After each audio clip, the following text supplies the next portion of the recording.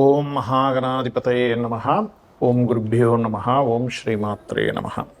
అరుణాం కరుణాతరంగితాక్షీం ధృతపాశాంకుశపుష్పబాణచాపాం అనిమాదిభిరావృతాం మయూకైః అహమిత్యేవ విభావయే భవానీం. శ్రీమాత్రే నమః. ప్రేక్షకులకి లలితాంబిక అమ్మవారి యొక్క అనుగ్రహం పరిపూర్ణంగా కలగాలని మనస్ఫూర్తి కోరుకుంటూ మనం ఈరోజు అసలు సర్పదోషానికి కాలసర్పదోషానికి ఉన్నటువంటి వ్యత్యాసం ఏమిటి, కాలసర్ప యోగం ఏదైతే ఉందో అది జన్మజాతకానికి ఎంతవరకు అప్లై చేయాలి, అసలు చేయాలా వద్దా, ఒకవేళ నిజంగానే కాలసర్ప యోగం ఉంది ఎక్కువగా ఇబ్బంది పడుతున్నాము అని కనుక మీరు అనుకున్నట్లయితే ఎటువంటి పరిహారాలు చేసుకుంటే మీకు ఆ కించిత్ దోషం కూడా పోతుంది. అదేవిధంగా కాలసర్ప యోగం కాకుండా న్యాచురల్గా సర్పదోషాలను కొన్ని కాంబినేషన్స్ వల్ల ఏర్పడతాయి. ఒక్కొక్క లగ్నానికి లగ్నం గురించి చూసుకుందాం. లగ్నం తెలియని వారు రాశి నుంచి చూసుకోవచ్చు, అందులో ఎటువంటి సందేహం లేదు. ఆ యొక్క పరిహారాలు చిన్నవి, మనం ఏదో పెద్ద హోమంలో యజ్ఞాలు చేయించుకోవాలని రూల్ ఏం లేదు. డబ్బులు లేకపోయినా అప్పులు చేసేసి మనం దీన్ని ఖర్చు పెట్టేసేయాలంటే లేకపోతే నాకు ఈ దోషం పోదు అనేది ఏముండదు. ఇది కలియుగము. చాలా చిన్నగా ఒక దానం ఇవ్వడం ద్వారా, లేకపోతే ఒక గోసేవ చేయడం ద్వారా, ఒక చక్కటి చిన్న మంత్రం చేసుకోవడం ద్వారా ఏ కాంబినేషన్ ఏర్పడడం వల్ల సర్పదోషం ఏర్పడుతుంది, దానికి ఏం చేసుకోవాలి అనేటువంటి విషయాలు ఇప్పుడు మనం తెలుసుకుందాం. అయితే ఈ విషయాలు చెప్తుంది నేనైనప్పటికీ కూడా చెప్పేస్తుంది సాక్షాత్ లలిత అమ్మవారిగా భావిస్తూ ఒక్కొక్కరి గురించి తెలుసుకుందాం. కర్కాటక లగ్నము, కర్కాటక రాశి. మీకు సర్పదోషము అనేటువంటిది దేని మీద ఎఫెక్ట్ చూపిస్తుంది? మీకు ఉదాహరణకి కుజరాశుల్లో రాహు ఉన్నాడు అంటే మీ దశమాధిపతి అయినటువంటి కుజుడు, పంచమాధిపతి అయినటువంటి కుజుడు రాశుల్లో రాహు ఉన్నా, కుజుడితో రాహు కనెక్టివిటీ ఉన్నా, విదేశాలకు వెళ్ళి విదేశీ ధనయోగాలు ఉన్నాయి ఉదాహరణకి మీకు, అలా వెళ్ళినట్లయితే ఆ దోషం ఎఫెక్ట్ పడదు, గుర్తుపెట్టుకోండి. లేదండి విదేశీ యోగం లేదు, అలా కుజరాశుల్లో రాహు ఉన్నాడు, అది ఎక్కువగా చూపించేది మీ కెరియర్ మీద ఎఫెక్ట్ చూపిస్తుంది. అంటే కెరియర్లో ఏదో ఊహించుకుంటారు చాలా పెద్దది, లేదా మీరు చేస్తున్న జాబ్లోనే వాళ్ళు చాలా పెద్ద ఇది చూపిస్తారు, మీకు ఎందుకండి ఇంత ప్రమోషన్ ఇస్తాం, అంత శాలరీ ఇస్తామని. తీరా చూస్తే దానికి రివర్స్లో అవుతూ ఉంటాయి. అలాగే మీ కర్కాటకం వారికి ఉదాహరణకి బుధుడు ఏర్పడ్డాడు అంటే మీ తృతీయ వ్యయాధిపతి సర్పదోషం ఏర్పడినప్పుడు ఇన్వెస్ట్మెంట్స్ చేయడము, లేదా మధ్యవర్తిగా వెళ్ళి సంతకం పెట్టడం ద్వారా ఇటువంటి వాటి వల్ల ఏర్పడుతూ ఉంటుంది. అలా కాకుండా కొన్నిసార్లు శని ద్వారా ఏర్పడుతుంది, లేదా లగ్నాధిపతి ద్వారా ఏర్పడుతుంది. లగ్నాధిపతి అంటే చంద్రుడి ద్వారా ఏర్పడింది సర్పదోషం, అంటే చంద్ర రాహులు కనెక్టివిటీ వచ్చిందనుకోండి, అప్పుడు కలిగేటువంటి ఫలితాలు ఏమిటి అని చెప్పి చూసుకున్నట్లయితే తద్వారా మీకు కలిగేటువంటి ఫలితం మోసపోవడము, లేదా కొన్నిసార్లు ఏదో ఊహించుకునేదో అయిపోతుందేమో అన్నట్టు కొంత భ్రమ భయంలో ఉండడం. భయంతో ఏమి చేయరు, అది కూడా ఒక సర్పదోషం చెప్పాలంటే, అది కూడా ఒక రకమైనటువంటి సర్పదోషమైనటువంటి ఫలితమే ఇస్తూ ఉంటుంది, గుర్తుపెట్టుకోండి. అలాగే మరొక విషయం ఏంటంటే ఈ సప్తమ అష్టమాధిపతి ద్వారా వస్తూ ఉంటుంది. అంటే శని ద్వారా మీకు కనుక సర్పదోషం ఏర్పడింది, శని కేతువుల ద్వారా, శని కుజుల ద్వారా, లేదా కొన్ని బ్యాడ్ కాంబినేషన్లో శని ఉంటాడు. అలాంటప్పుడు ఏంటంటే వివాహం అయ్యే విషయంలోని తాతగారి ఆస్తికి సంబంధించిన విషయంలో దాని ఎఫెక్ట్ చూపిస్తుంది. ఇది ప్రధానంగా గుర్తుపెట్టుకోండి.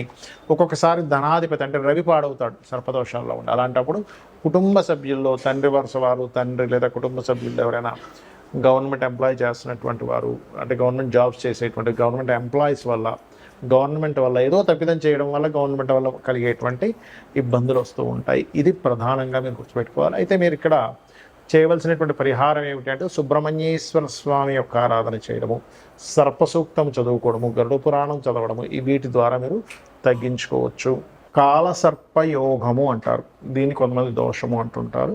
ఇది పర్సనల్ చార్ట్కి అప్లై అవ్వదు, ఎక్కడా కూడా శాస్త్రాల్లో పర్సనల్ చార్ట్కి అప్లై చేయమని చెప్పలేదు.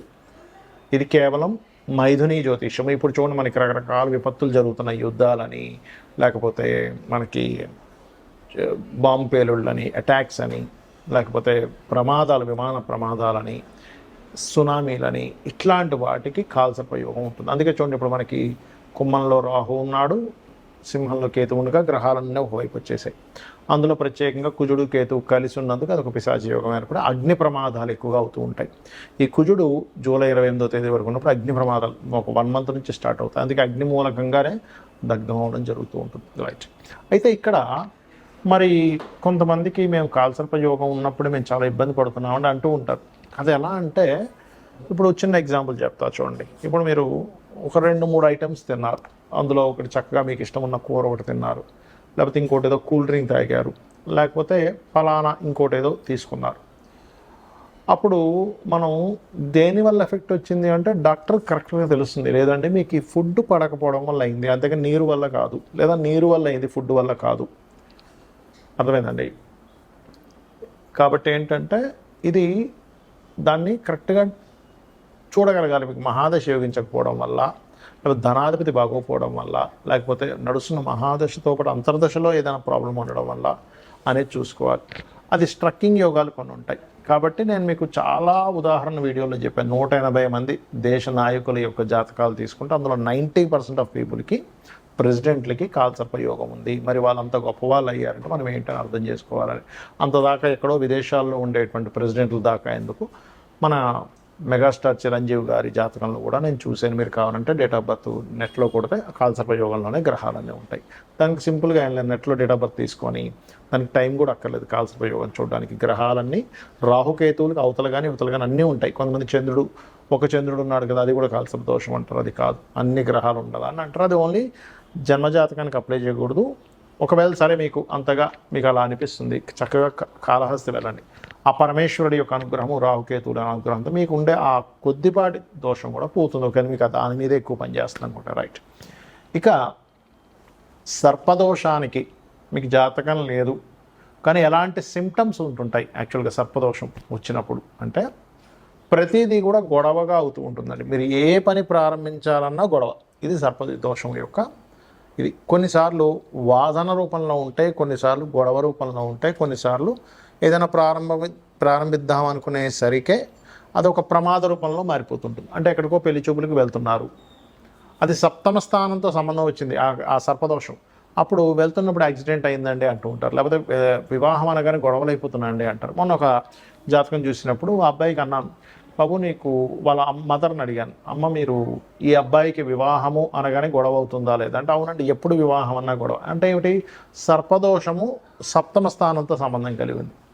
ఇంకొక జాతకానికి నేను చూసినప్పుడు వాళ్ళ అమ్మాయిని స్కూల్కి పంపిద్దామంటే ఎప్పుడు ఏడుస్తూనే వెళ్ళేది, ఏది ఒక ఏజ్ వచ్చే వరకు కూడా.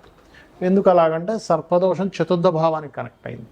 ఇంకొక జాతకుడికి అదే చతుర్థ భావానికి కనెక్ట్ అయినప్పుడు ఆ జాతకుడు ఎటువంటి ప్రాపర్టీ కొన్నా అదేదో ఒక లిటిగేషను, గొడవలు, ఆగిపోవడము. అంటే ఏమిటి, మీకు సర్పదోషంలో ఉండే కాంబినేషన్స్లో పర్టికులర్గా కుజుడు శని, కుజుడు రాహు, రవి రాహు. ఇప్పుడు రవి రాహు ద్వారా వచ్చింది అనుకోండి, గవర్నమెంట్ ఏదో ఒక జీవో తెస్తుంది, లేకపోతే గవర్నమెంట్ పెట్టినట్టు ఒక రూల్ వల్ల కొంతమంది నష్టపోతూ ఉంటారు. అలాగే కుజుడు బుధుడు అలాంటప్పుడు ఏంటి, ఏదైనా విద్యా సంబంధించిన విషయంలో సరిగ్గా వెళ్ళలేకపోవడము, లేనట్లయితే వీళ్ళకి అనవసరమైనటువంటి వాగ్వివాదాల వల్ల రావాల్సినటువంటి కొన్ని ఆపర్చునిటీస్ పోగొట్టుకోవడం. అంటే మీ జాతకంలో కుజుడు బుధుడు ఉన్నారంటే మీరు ఎక్కువ వాదించకూడదు, అంటే ఆ దోషం ఆ రూపంలో వస్తుంది. కుజుడు శని ఉంటే ఎక్కువ ఫైట్ చేయడం వల్ల మీరు అనవసరంగా ఫైట్ చేయడం తప్పని కాదు. ఈ కుజుడు శనిలో మంచి కాంబినేషన్ కూడా ఉంది, అంటే ఇంత శక్తివంతంగా వీళ్ళు పనిచేయగలుగుతారు, నిరంతరం పనిచేసేటువంటి శక్తి ఉంటుంది. ఇక్కడ మంచి వాగ్దాటిస్తుంది కుజుడు బుధుడికి. కాకపోతే ఏంటి, ఎక్కడ వాదించాలో ఇప్పుడు లాయర్లకి మంచిదే అది వాదించడానికి, లేదా ఒక విషయం వచ్చినప్పుడు నలుగురిలో నిలబడి మాట్లాడడానికి చాలా మంచిదే, కానీ ప్రతి దగ్గర అది అప్లై చేయకూడదు. రవి రాహు ఉన్నప్పుడు ఏంటంటే కొంచెం తొందరగా సోషల్గా వెళ్ళగలుగుతారు, కానీ ఒక్కొక్కసారి మీ గొప్ప మీరే చెప్పేసుకుంటున్నారనే బ్యాడ్ ఇది ఇస్తుంది అక్కడ. శుక్రకేతు అది కూడా ఒక రకమైన సర్పదోషం. అదేమవుతుంది అంటే మీకు వివాహ సంబంధించినటువంటి విషయాలలో వివాహం వద్దనో లేకపోతే స్త్రీల మూలంగా ఇబ్బంది రావడం ఆ రకంగా వస్తుంది సర్పదోషం. దాన్ని ఒక రకంగా చెప్పాలంటే మనకి స్త్రీ శాపం అని కూడా అంటూ ఉంటారు. అది 6వ స్థానంలో ఉంటే ఇంకా ఎక్కువగా పనిచేస్తుంది. సో ఇక్కడ ఏంటంటే లగ్నం నుంచి అది ఎన్నో భావంలో ఉంది. పాయింట్ నెంబర్ 1, సిమ్టమ్స్ ఏమిటి. ఇప్పుడు రవిరాహు కాంబినేషన్ ఉంది, ఎక్కువగా మిస్క్యారేజ్ అవ్వడము, సంతానం గురించి దిగులు ఉండడం ఇట్లా ఇస్తూ ఉంటుంది. ప్రతిసారి మీ మీదే చూపించాలని రూల్ లేదు. ఒక్కొక్కసారి మీ మీద కాకపోతే మీ కుటుంబ సభ్యుల మీద, లేకపోతే మీ సిబ్లింగ్స్ వల్ల ఇబ్బంది లేనట్లయితే మీరు ఏదైనా ప్రాపర్టీ కొనడం వల్ల, లేదా మీ సంతాన సంబంధించిన విషయంలో ఇందాక రవిరాహు అన్నట్టుగా, లేదా అప్పులు చేయడం వల్ల కుజబుధులు ఉన్నట్టుగా, లేదా బుధగ్రహం పాడై సర్పదోషంలో ఉండడం వల్ల, లేదా కొన్నిసార్లు సప్తమ స్థాన సంబంధం ఏర్పడినప్పుడు వివాహం అయ్యే విషయమే స్ట్రెస్గా, ఇలా ఒక్కొక్క దాని మీద ఉంటుంది. కొన్నిసార్లు యాన్స్ట్రెస్ ప్రాపర్టీ, కొన్నిసార్లు తండ్రితో ఉండేటువంటి గొడవలు. మనం చాలాసార్లు చెప్పాం మేన లగ్నానికి తండ్రే వాళ్ళ యొక్క లైఫ్ ఇది అవుతుంది. అలా ఏంటంటే దీనికి చాలా సింపుల్గా మీరు కుజ ప్లస్ ఏ గ్రహం కనెక్ట్ అయింది, సర్పదోషం ఏ గ్రహాల ద్వారా వచ్చిందో ఆ గ్రహాలకు దీపారాధన చేయడము, సర్ప సూక్తము వినడము మరియు గరుడ పురాణము చదవడం ద్వారా కూడా మీరు ఆ యొక్క దోషాన్ని తొలగించుకోవచ్చు.